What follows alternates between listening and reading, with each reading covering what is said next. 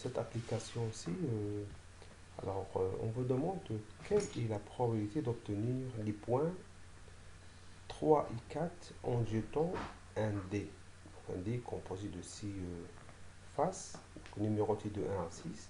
Alors, pour obtenir les points 4, 3 et 4, combien? Donc 3 et 4. Donc on a deux faces parmi 6. Donc la probabilité, donc, ça sera 2 faces sur 6. 2 faces sur 6, ça va nous donner donc une probabilité de 1 sur 3. Alors la question suivante, quelle est celle de réussir cette opération 6 fois sur 10? 6 fois sur 10, ça veut dire quoi? Ça veut dire de réussir cette fois-ci, d'obtenir cette probabilité 6 fois sur 10.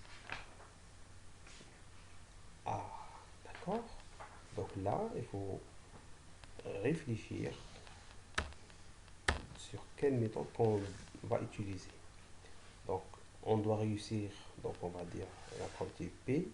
Donc, il doit avoir au moins la probabilité donc 6 fois, donc 6 réussis.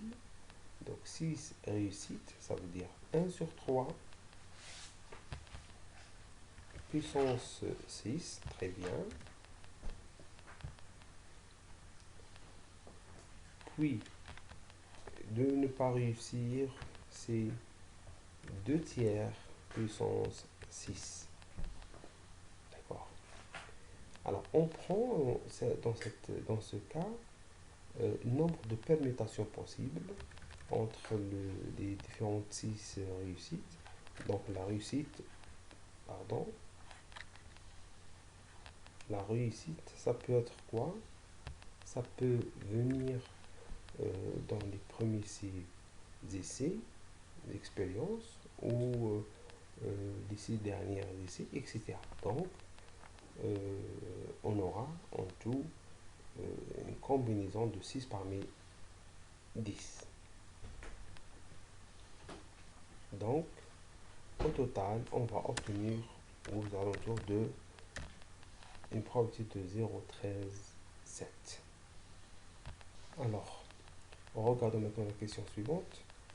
Quelle est la probabilité d'obtenir les points 3, 4, 5 en jetant un dé?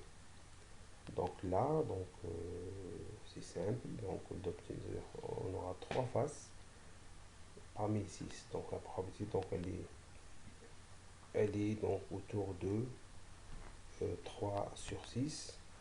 Donc ce qui nous donne une probabilité donc 1 sur 2. Alors, quelle est donc la probabilité de réussir cette opération 5 fois sur 10? C'est comme tout à l'heure.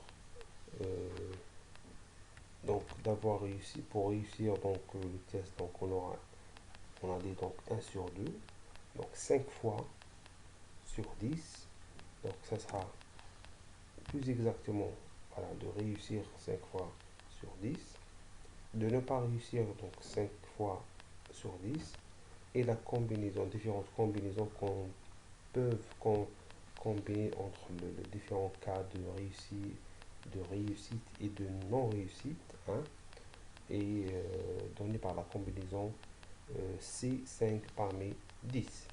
Au total, ça va nous donner une probabilité donc, de 24,6%.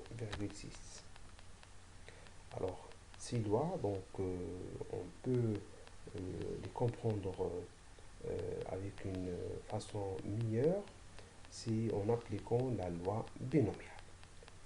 Dans chaque expérience, elle peut être donc gérée par la loi de Bernoulli. Et comme on a donc plusieurs expériences, donc ça se ressemble à une loi binomiale. Chaque expérience, elle est indépendante de l'autre.